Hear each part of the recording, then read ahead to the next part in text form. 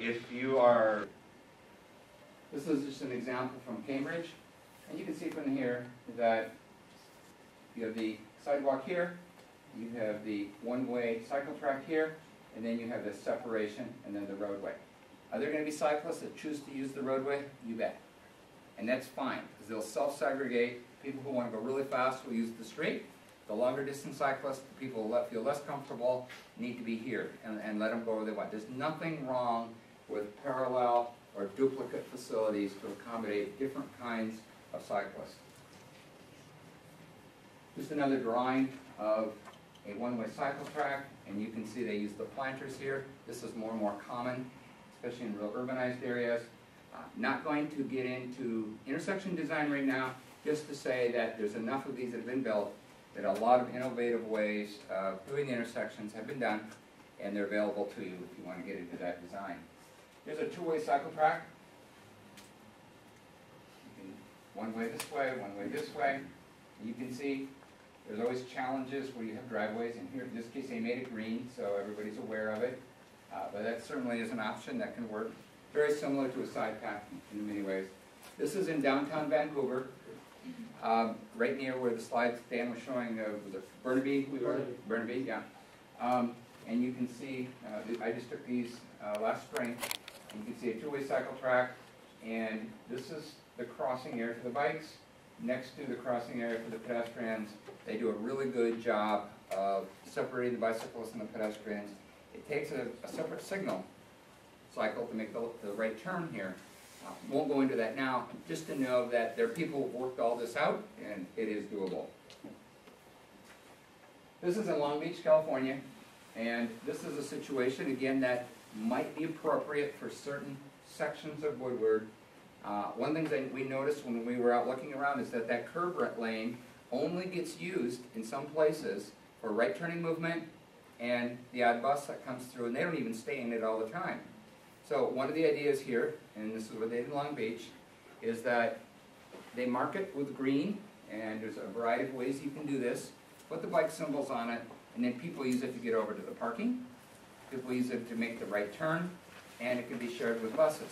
The rest of the time is open for bikes. So there's all different kinds of shared combinations out there that we can think about depending on how much space we have. Another picture. And the capacity? Pardon? Did you hear something about the capacity on it? Yeah, the capacity on the bike lane, you mean? Of this particular street in comparison. Oh, yes, yes. Where's Dan? He knew the number. I didn't. Yes. 43,000, which is like 42, totally yeah. identical to Ferndale. Yeah, 43,000. a lot of use. Yeah. One of the things that you're going to see on the drawings is us tightening up the intersections. You always start with the geometrics of an intersection before you do anything else. It's been pointed out you have a grid system with Woodward cutting through it at kind of an odd angle. That means that you get all these obtuse and acute angles when people enter and leave Woodward. It also means that people are turning those corners quicker than they should. This is a project I worked on in Seattle, and you can see where the old curb line was, you can see where the new curb line is, and you can see that this slows the turning movement. It also does two other things. It means that the crossing distance, instead of being from here to here, starts here. So the crossing distance is better. So that's an advantage for the pedestrian, less exposure time. And why is that going to be an advantage for the motorist? If you're doing signal timing and you have a shorter distance for the pedestrians to cross, what does that do for your signal timing? Yeah, it gives you more options because you don't have to give as much time for the pedestrians crossing the street. So you can actually move the motor vehicle traffic quicker. So those are the kinds of things that we look at. I threw this slide in because when you have and this is a little bit overdone, but it makes a point, is that when you have, this is in Hawaii, when you have two streets come together and they're at an odd angle and you're trying to figure out how do I do the marked crosswalk, the point here is simply this, is that the marked crosswalk does not have to be the same width on both sides of the street. And we tend to be fairly skimpy on our marked crosswalks. And so you can start with 12 feet on one side and end up with 30 feet on the other side. That's okay if it makes the intersection work. It's a way to include the ramps. You'll notice that these are high visibility. You really need to make them visible. Two white lines is not good enough.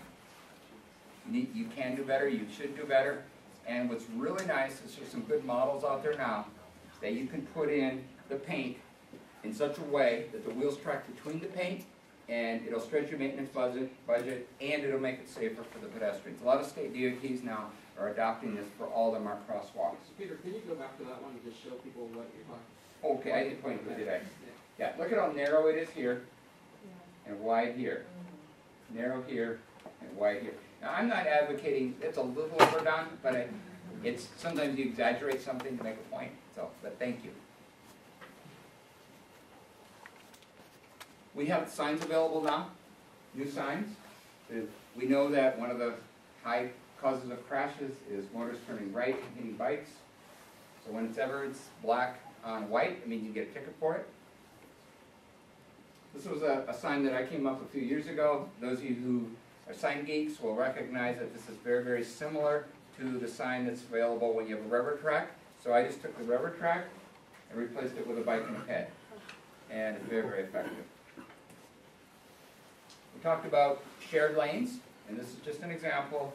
Getting back to that other example I was talking about in Long Beach, is you can have something that says right lane must turn except bikes. So you can use the right lane to turn, to park, and then it's available for the bikes.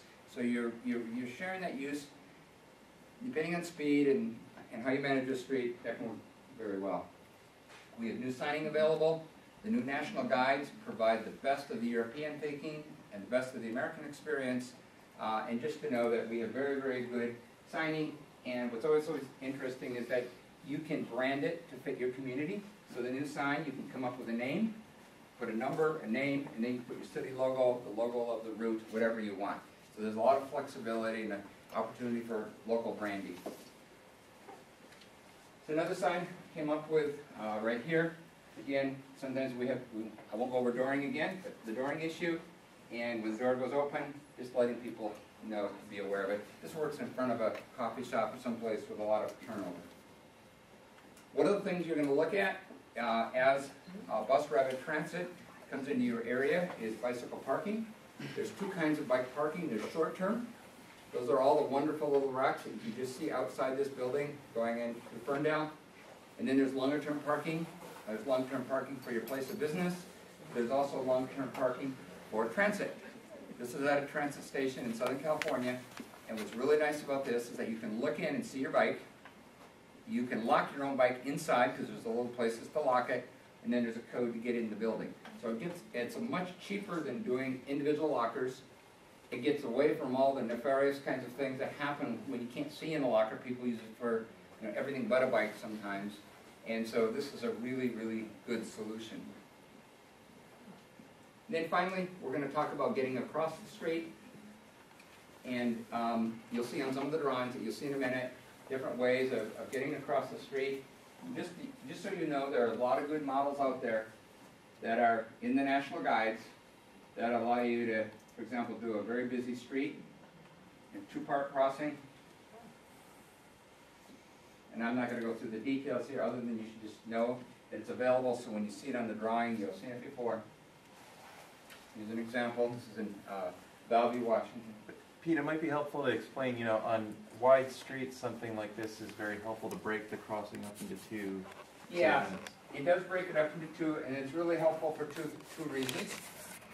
One, from a motorist point of view, it stops one direction, then it stops the other. So you're not stopping the whole street at the same time.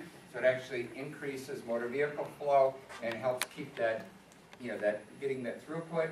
And then from a pedestrian point of view, it's really, really helpful because, well, probably this is still better, is that you go here, and then by walking this way, you're looking at oncoming traffic, so you're likely to pay more attention to it. And it also then, it also allows you then to have independent pedestrian indicators.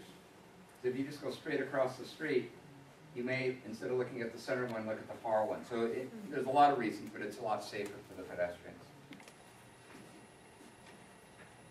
And you can see the natural drainage here too, which is something that we really need to go ahead and think about and build into Woodward. So just a couple things in the aesthetic side, the land use side.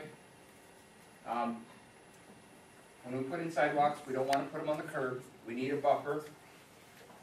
This is a buffer, but what's another great buffer on the edge of the street? Buffer for pedestrians? Parking.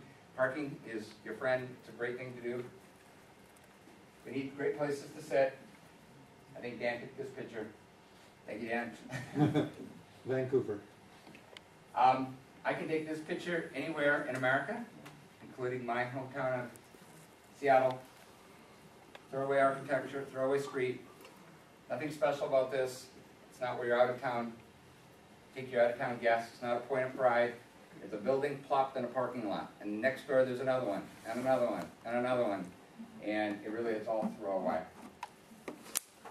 On the land use side, if there's only one takeaway that you would go home with today, from your thinking, is that when you put in a building, have the building define the street and not a parking lot. So you can put the parking next to the building, behind the building, below the building, above the building, just don't put it between the building and the street. Every street has 2 speed limits, the one that's posted, the one that people go. We want Woodward Avenue to be a street where people automatically go slower. If you don't get this right in the long run, you're not going to be able to substantially reduce the speeds on Woodward Avenue. This is the most important thing you do. Allow some density, allow some extra stories, more than 1 story, bring the buildings up, and you get a change in behavior. You're not going to enforce your way to good behavior. People, this is for the economic development folks and for creating a different kind of livable, walkable community, is people shop where they live, not where they work. Mistake that's made quite often, I lived in Anchorage for a while. They plowed out a couple blocks of downtown Anchorage, put in a Home Depot. 3 years later, it was empty because everybody had a Home Depot in their suburban community where they lived. They weren't going to drive downtown, drive further to go to the downtown one. If you start with the people, the retail will follow. That's why this is such a fantastic development. A little strip mall, anywhere USA, happens to be in Seattle. Nothing unique about it, except it's got housing on top, that's senior housing. All those seniors in go to the post office, go to the drugstore, not seen in the pictures of grocery store. They can take care of all their needs without waiting for the little bus, without being dependent on other people.